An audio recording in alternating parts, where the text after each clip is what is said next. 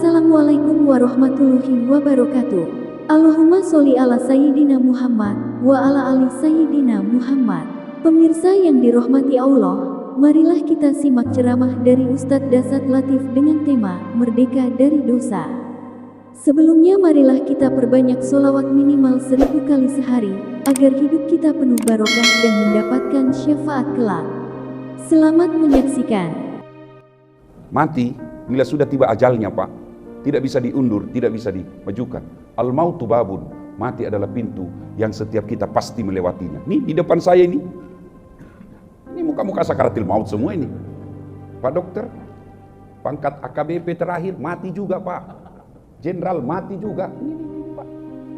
Maka ketika tiba saatnya, tidak ada lagi pertolongan kecuali amal-amal kebaikan.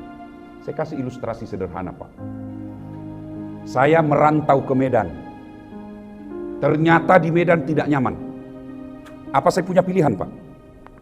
Apa saya kira-kira ada pilihan kalau saya ke Medan ini tidak nyaman? Ada pilihan lain? Ada. Apa? Saya pulang kampung ke Sulawesi. Iya kan? Ada orang Jawa datang merantau ke Padang. Ternyata di Padang juga dia tidak nyaman. Ada pilihan? Ada. Pulang lagi ke kampungnya di Jawa. Ada polisi. Tugas, tidak nyaman tempat tugasnya. Ada pilihan? Ada. Pensiun dini. Pegawai negeri, pilkada, ternyata jadi tim sukses. Kalah yang dia dukung. Yang tadinya kepala dinas, tinggal menjadi staf ahli. Ahli yang tidak ada stafnya. Ada pilihan? Ada pilihan? Ada. Pensiun, tidak ada urusan dengan wali kota. Di dunia Bapak menderita, masih ada pilihan. Tapi begitu masuk di kubur, ada pilihan, Pak. Ada pilihan. Masuk kubur, senang tidak senang, tinggal kau di situ. Tidak boleh lagi kau keluar. Tidak nyaman di kubur, keluar dulu. Begitu saya keluar, Pak, lari satu kampung. Ustadz Dasat jadi pocong. Maka kata Nabi, pada saat itu putuslah semua amal-amalmu. Tidak bisa lagi kau sholat, tidak bisa lagi kau puasa, tidak bisa lagi kau istighfar. Yang bisa menolongmu, kata Nabi, yang mengalir terus menerus meskipun kau sudah jadi tulang belulang, tinggallah 3 perkara. Yang pertama, kata Nabi, adalah anak yang soleh dan soleha. Pak Jenderal, saya tanya, bisa ndak Bapak jadi jenderal ndak pernah sekolah polisi? Ndak mungkin. Pak dokter, bisa Bapak jadi dokter tidak pernah fakultas kedokteran? Tidak mungkin. Anggota DPR, bisa enggak jadi anggota DPR tidak pernah caleg? Tidak mungkin. Bisa enggak seorang wali kota jadi wali kota tidak pernah ikut pilkada? Bukan pegawai negeri? Enggak mungkin. Tapi bisa enggak anak Bapak Ibu soleh dan soleha tanpa kuliah di fakultas kedokteran? Bisa.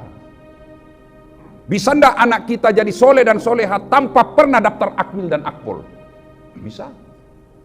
Berarti Bapak Ibu sekalian, sesungguhnya menjadikan anak kita soleh dan soleha jauh lebih gampang dan lebih murah daripada menjadikan anak kita akpol, akmil, dokter, anggota DPR, wali kota.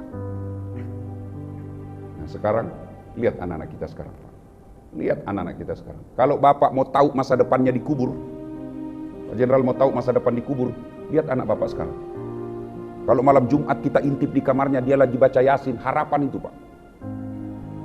Ibu, Bu, kalau ibu mati nanti siapa yang doakan? Suami, kawin lagi. Bener. Ada kawan saya pergi haji, bareng-bareng saya haji. Tiba-tiba meninggal mendadak istrinya. Nangis dia sejadi-jadinya. Seumur-umur saya barusan saya lihat suami menangis, meninggal istrinya seperti bapak ini. Biasanya kan menangis sedikit saja air matanya keluar. Ini sampai keluar kata-katanya, ya Ustadz, rasa-rasanya tidak bisa lagi aku melanjutkan hidupku. Separuh jiwaku sudah lenyap Ustadz. Ini saya bisa seperti ini karena bantuan istri saya Ustadz. Dalam hati juga, wah hebat ini. Bu, kalau ada seorang istri meninggal dunia, lalu suaminya berduka terus mengenangnya, kata Nabi, itu ciri-ciri penghuni surga itu istri. Ketika ibu-ibu nanti lebih dulu wafat dan suami berduka terus, kenapa ini istriku meninggal ya Allah, meskipun dia tukang ngomel, aku merindukannya, dia baik sekali ya Allah. Itu ibu dirindukan surga. Tapi kalau sebaliknya, begitu ibu meninggal, suami masuk kamar berteriak, merdeka, Hai, ciri-ciri itu Bu. Ini kawan saya meninggal, duka terus dia. Nangis terus, hebat betul. Tapi selang beberapa saat, belum lagi setengah tahun Pak, saya pergi jogging di Karebosi, lapangan Karebosi Makassar. Saya ketemu ini bapak, lagi jogging juga. Di sampingnya ada perempuan, putih, masih muda, panjang rambutnya, tidak pakai jilbab. Saya senggol lah dia, Pak Haji, siapa itu? Dia bilang, yang baru Ustaz. Ayo, begitu kita meninggal, yang kita harapkan doa dari anak kita. Minimal selesai sholat, Allahumma gfirli wali walidayya warhamhuma kama rabbayani shaghira. Bahagia orang tua itu Pak. Bapak punya anak 4, begitu pensiun anak musyawarah.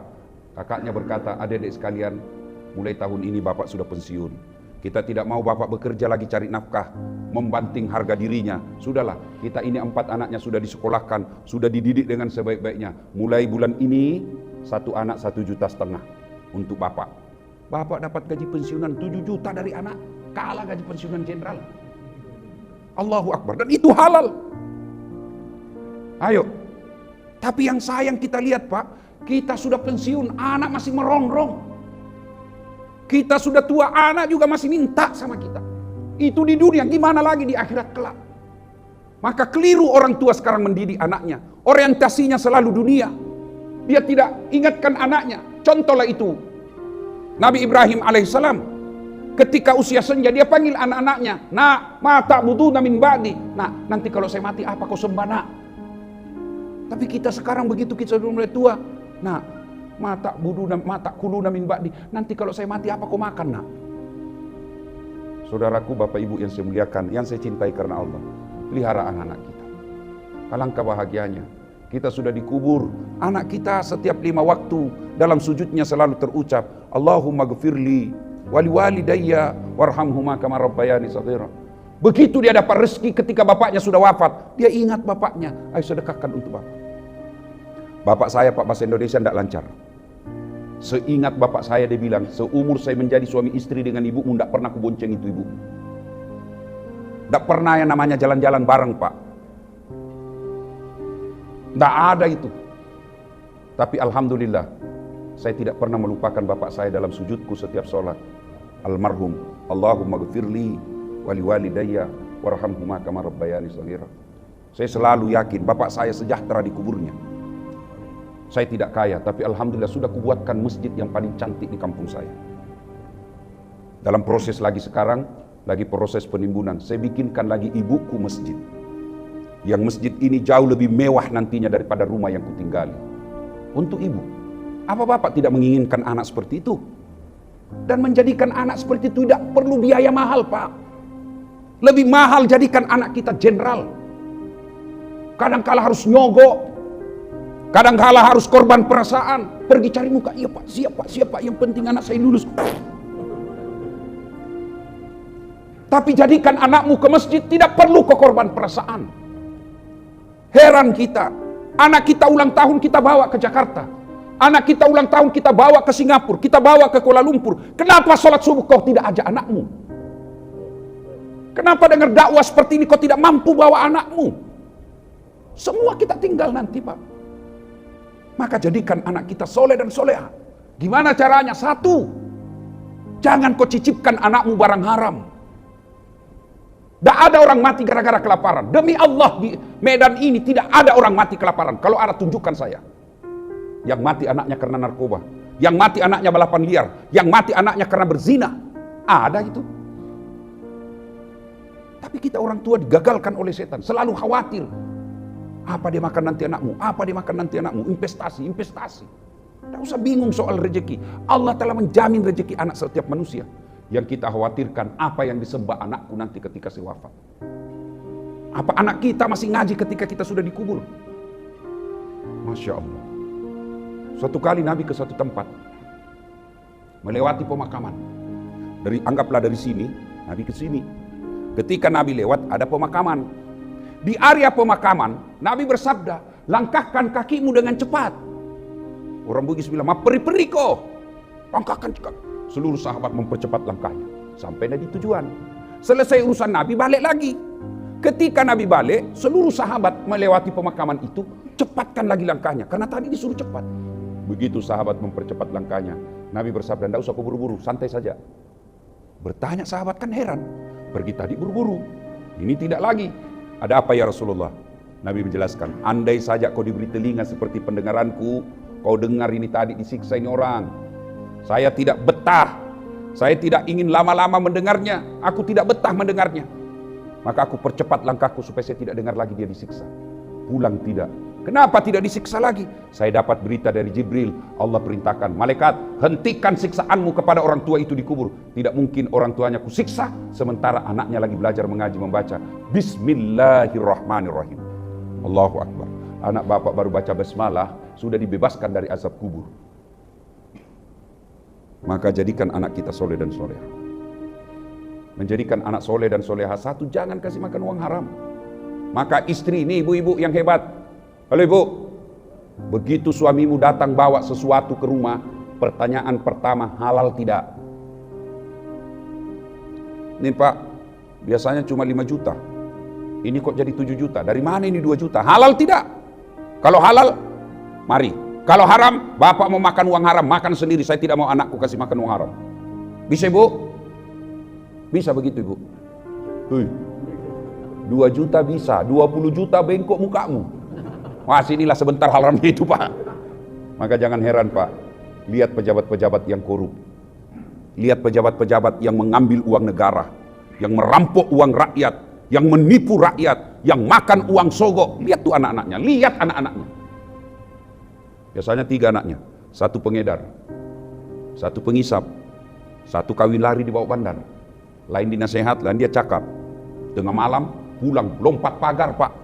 Anaknya tengah malam jam 2, lompat pagar. Cewek lagi. Perempuan tengah malam subuh baru balik, lompat pagar. Nauzubillah min dzalik. Kenapa? Karena yang membentuk darah dagingnya uang haram. Kalau bapak mau punya anak yang soleh dan soleha, jangan kau titipkan uang haram dalam darah dagingnya. Mana ada orang mati kelaparan pak? Kan ada 3 tuh kewajiban orang tua kepada anak. Dengar ini pak, kewajiban orang tua kepada anak ada 3. Dosa kalau dia tidak amalkan. 1, kasih nama yang baik. Ada lagi orang bilang, apa arti sebuah nama? Beleng-beleng. Bapak tahu, bayangkan kalau semua tidak ada nama. Bagaimana kita teleponan kalau tidak ada nama pak? Halo, ada Anu. Anu siapa? Si Anu. Yang paling saya susah bayangkan pak, bagaimana kita mau mencalik kalau tidak ada nama? Pilih saya. Bagaimana mau dicoblos? Saya semua di situ. Nama itu dalam Islam penting. Dalam ilmu komunikasi nama itu simbol. Simbol itu menggambarkan seutuhnya manusia. Begitu bapak dekat nama saya, Das'at Latif, pasti bapak bisa bayangkan. Ustadz yang pendek-pendek, yang beleng-beleng, yang selalu pakai baju putih, dari Makassar, Gaspol. Itu baru sebut nama sudah terwakili. Nama itu penting. Dalam Islam, nama itu doa. Maka berikan anak-anak bapak namanya nama-nama Islam. Lalu apa pengaruhnya di akhirat? Nama itu di akhirat masih dipakai pak. Maksudnya apa? Bapak nanti dikumpul di padang mahsyar, dari Adam sampai kiamat, 1 tempat, 1 loket, dipanggil satu-satu. Bayangkan waktu bapak vaksin, 7 loket, lama ngantrinya pak, pasti bagi liran kata panitia, besok habis vaksin. Itu baru 100 orang. Gimana dipanggil nama besar? Lalu apa fungsinya nama? Yang dipanggil bukan nenek kita yang duluan wafat, bukan leluhur kita yang duluan wafat. Siapa dulu yang dipanggil? Nama-nama Islam dulu pak. Abdul Jabbar, Abdul Rahman, Baharuddin Jafar, Das'at Latif. Itu dulu dipanggil pak. Tony, Joni, Rudi, Ningsi, Nining, Titi, Tuti. Di belakang kau. Dipanggil juga tapi di belakang gilirannya pak. Itu nama penting. Dan nama itu doa. Nah, saya kasih kau nama Khalid. Saya mau kau seperti nanti Khalid bin Walid. Nah, saya kasih kau nama Umar. Pernah dia generasi awal masuk Islam. Tapi setelah dia masuk Islam, dialah yang menyebarkan Islam, menaklukkan Persia dan Romawi. Saya mau kau seperti itu nah. Nah, saya mau kau seperti Khadijah, istri yang tidak pernah mengeluh di hadapan suaminya. Kau mau seperti itu. Nah, saya kasih kau Lionel Messi. Supaya ke pemain bola. Apa? PSSI aja sampai sekarang masih suka ribut. Sudah Sudahlah, kasih nama yang baik-baik, Pak. Nah, 2, kewajiban orang tua kepada anak. Setelah kasih nama, yang kedua kewajiban orang tua kepada anak adalah memberi makan. Yang ketiga, mendidik. Dari 3 kewajiban orang tua ini, Pak, kasih nama gampang, kasih makan gampang. Yang ketiga, mendidik. Ini yang mendidik yang susah. Kalau isi perut, tidak usah cemas, Pak. Itu Allah yang jamin rezeki. Bapak Ibu tahu cicak? Tahu cicak, Pak? Cicak. Di Sulawesi bilang cicak. Tahu cicak? Tahu kan? Apa dia makan, Pak? Apa? Apa dia makan cicak, Pak Jenderal? Nyamuk. Masuk akal enggak? Bagaimana ceritanya? Enggak masuk akal, Pak. Nyamuk kan terbang. Cicak cuma di dinding. Di mana ketemu? Dia enggak punya bandara. Iya toh? Enggak masuk akal itu, Pak. Cicak makan nyamuk enggak masuk akal. Tapi Allah yang ngatur rezekinya cicak. Masih ingat lagu kita waktu kecil? Cicak-cicak di dinding, diam-diam merayap. Datang seekor nyamuk. Nyamuk yang datang, Pak. Lagu tidak mengatakan cicak lompat ke nyamuk. Patah-patah kasihan si cicak, Pak. Allah yang ngatur rezeki. Allahu Akbar. Sudahlah, tidak usah cemas soal makannya anak kita. Itu enaknya lagu-lagu dulu. Didik anak. Yang ketiga itu mendidiknya. Gimana cara mendidik anak? Silahkan baca itu, riset hasil penelitian ini. Hasil penelitian ini mendidik anak, silahkan. Tapi Bapak keliru ketika tidak buka Quran. Itu Allah menyimpan dalam kitab suci kita nama surah yang khusus mendidik anak. Itu ada itu, Pak. Namanya surah Luqman. Itu ada. Buka surah Luqman ayat 14 dan seterusnya. Allah jelaskan, ya bunayyah, wahai anakku, la tusyrik billah, jangan kau serikatkan Allah. Itu dulu yang pertama, akidah kepada anak kita. Jangan kau serikatkan Allah. Nah, masih kecil anak kita, mana mau diajarkan akidah, Ustaz? Caranya apa? Anak kan senang dengar lagu. Maka ajarkan anak kita dengan lagu. Topi saya bundar, bundar topi saya. Kalau tidak bundar, bukan topi saya. Apa yang mau dicapai dengan lagu itu? Apa yang mau dicapai, Pak? Coba ganti dengan akidah. Tuhan saya Allah, Allah Tuhan saya. Kalau bukan Allah, bukan Tuhan saya. Akidah. Banyak Tuhan di Indonesia yang diakui negara, tapi Tuhanmu Allah, bukan Tuhanmu. Tapi meskipun bukan Tuhanmu, jangan kau hina Tuhannya orang, karena dilindungi oleh undang-undang. Selesai. Cuma lagu kita kan lagu-lagu yang tidak mendidik. Bu ami-ami, belalang kupu-kupu, siang makan nasi, kalau malam minum susu. Mana ada kupu-kupu makan nasi? Hoax. Itu dari lagu kan anak kita masih kecil itu. Bangun tidurku terus mandi. Sudah salah. Bangun tidur kau sholat dulu. Itu dari lagu itu bisa diajarkan akidah. Ayo. Anak kan senang lagu. Coba suruh anak kita nyanyi. Senang kan? Saya tanya bapak-bapak. Berapa anaknya Nabi? Ayo. Berapa anaknya Nabi? Ti, bingung. Ayo. Saya perkenalkan anak Nabi. Kasih lagu. Anak-anak Nabi ada 7 orang, 3 laki-laki, 4 perempuan. Pertama Qasim, Abdullah, Ibrahim, Zainab, Ruqayyah, Ummu Kalsum, Fatimah. Baru Bapak tahu anaknya Nabi 7. Padahal sudah mau mati. Ayo. Ibu-ibu ajarkan anak dengan lagu. Dulu ibu saya waktu saya kecil, dia kenalkan lagu melalui lagu kepada Nabi. Lagu saya kenal Nabi. Pada zaman dahulu kala, pada zaman jahiliyah. Zaman dahulu banyak, Pak. Ada zaman batu. Tapi ini zaman jahiliyah. Saya tanya, kenapa zaman jahiliyah, Mak? Lahirlah seorang rasul yang terakhir dan mulia. Berarti Nabi terakhir ini. Kan ada 25 Nabi. Nabi terakhir. Saya tanya, siapa nabinya, Mak? Nabi Muhammad namanya. Ibunya siapa? Siti Aminah ibunya. Bapaknya siapa? Abdullah nama ayahnya. Di mana tinggal? Di Medan atau di Makassar? Madinah tempat tinggalnya. Terus kenapa lagi mak? Dia lanjut, setelah dewasa diangkat menjadi Rasul. Siapa yang angkat? Pak Desa atau Pak Camat? Oleh Allah yang kuasa. Allah itu siapa mak? Pencipta alam semesta. Coba bayangkan, dari sebaik lagu itu Pak, banyak pendidikan Islam di dalamnya. Itu lagunya ibu-ibu dulu, tidak ada majelis taklimnya, jilbabnya cuma pakai handuk. Iya toh? Sekarang ibu-ibu apa lagunya? Majelis taklim katanya. 4 kali dengar pengajian 1 bulan. Tapi apa lagunya? Putar ke kiri nona, putarlah ke kanan, ke kiri. Apa kok dapat? Apa yang kau mau capai dengan kiri kanan itu? Iya toh? Ini namanya patolo-tolo. Coba, apa yang kita mau capai? Apa yang kita mau capai dengan lagu-lagu seperti itu? Pulang suaminya malah disinggung. Lai, panggil aku si Jablay. Abang jarang pulang, aku jarang dibelai. Anak-anak lagu kita, dia sambung itu lagunya ibunya. Pulang-pulangku berbadan 2. Wih, hamil dia pulang Pak. Kita zaman kecil dulu lagu saya Pak, lagu-lagu mendidik. Coba tanya ini orang-orang tua kita. Lagu kita dulu kan Romai Rama. Mengapa minuman itu haram? Karena merusak kepikiran. Coba ditahu, minuman itu merusak pikiranmu. Mengapa berzina juga haram? Karena itu cara binatang. Ya kan? Bertanya lagi, mengapa berjudi juga haram? Itu lagu-lagu nasihat.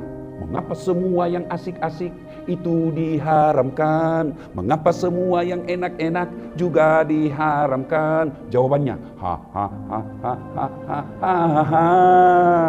itulah perangkap setan. Umpannya ialah bermacam-macam kesenangan.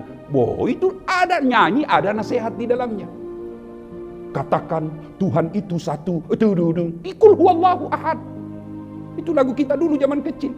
Diajarkan apa kecintaan kepada negara. Padamu negeri kami mengabdi. Padamu negeri kami berjanji. Itu dulu. Sekarang lagu-lagu anak-anak kita.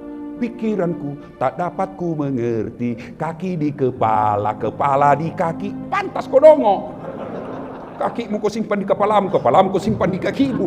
Itulah lagu Pak. Dari jangan berkata apa arti sebuah lagu. Lagu itu mengajarkan anak-anak kita. Ajarkan akidah melalui lagu. Ajarkan akhlak